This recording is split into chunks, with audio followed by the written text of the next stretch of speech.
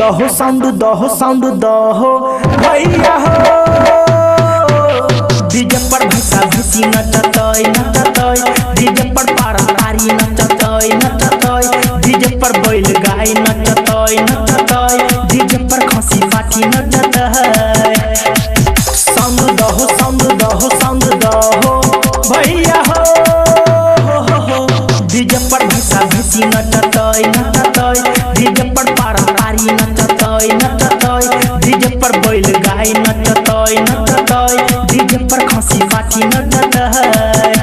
DJ पर भैसा भैसी नचतय DJ पर पारा पारी नचतय डीजे पर बैल गाय नचतय डीजे पर खसी पाठी नचतय।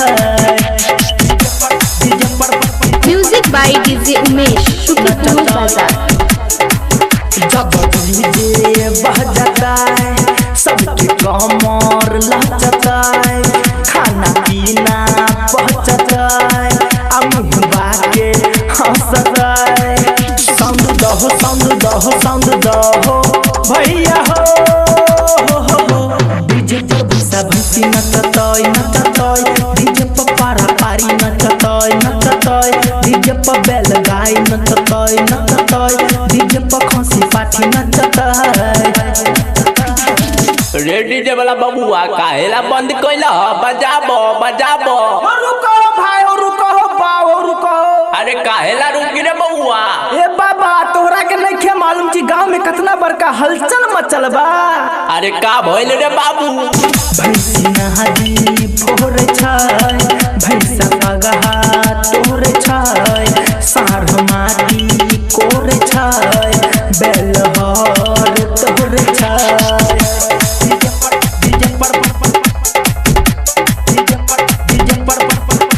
डीजे पर भैसा भैसी नचतय डीजे पर पारा पारी नचतय डीजे पर बैल गाय नचतय डीजे पर खसी पाठी नचतय।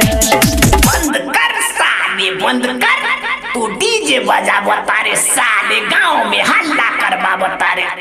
बुढ़ो काहे लगे फरफराता रहो तू काहे गाड़ी दे बता रहा है का करवाए का करम साले डीजे के तार छोड़ा देम साले। भैंसी नहादी भोर छाय भैंसा पगहा तोर छाय साढ़ माटी कोर छाय बैल हर तोर छाय।